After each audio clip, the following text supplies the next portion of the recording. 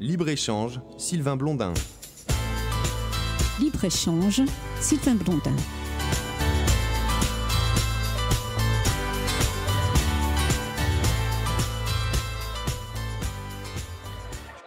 Nous sommes parmi les organisateurs de cette 4e édition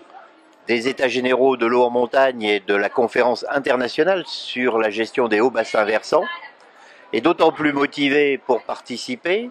que depuis maintenant 12 ans, nous sonnons le signal d'alarme, à la fois pour dire qu'il y a des problèmes entre les montagnards pour gérer l'eau à l'intérieur même des massifs, mais que de plus en plus, avec l'effet très marqué du changement climatique, l'eau des montagnes va avoir une incidence majeure sur l'eau de la plaine. Parce que, comme tout le monde le sait, les montagnes sont les châteaux d'eau de l'Europe et du monde,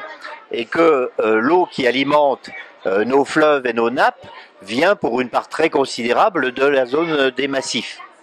Avec le changement climatique, le système actuel qui fait de la montagne un régulateur des débits, c'est-à-dire permettant de limiter l'impact des inondations en automne et en hiver, et permettant d'alimenter les fleuves en période d'étiage estival, ce système va se désorganiser progressivement, mais assez vite, peut-être en l'espace maximum d'une génération. Et il faut donc aujourd'hui que nous mettions en place les mesures d'adaptation qui permettront aux alentours des années 2050 de ne pas être trop impactés par cet effet du changement climatique sur les ressources en eau et de garantir à tous nos concitoyens, mais aussi à tous les secteurs économiques, l'eau à la fois en quantité et en qualité qui est nécessaire pour le bon fonctionnement de notre société et de notre économie. Il faut savoir que les enjeux sont majeurs, pas uniquement sur l'eau potable, pas uniquement sur l'irrigation agricole, mais aussi sur des grands enjeux économiques comme le refroidissement des centrales électronucléaires, par exemple, ou sur la navigation fluviale, qui est évidemment un enjeu à la fois pour le transport des marchandises et des passagers,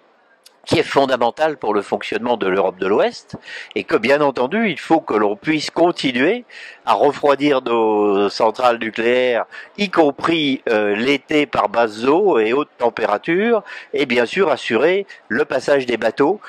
qui remontent les fleuves et qui, encore une fois, contribuent de façon très significative à l'économie européenne. Libre-échange, Sylvain Blondin.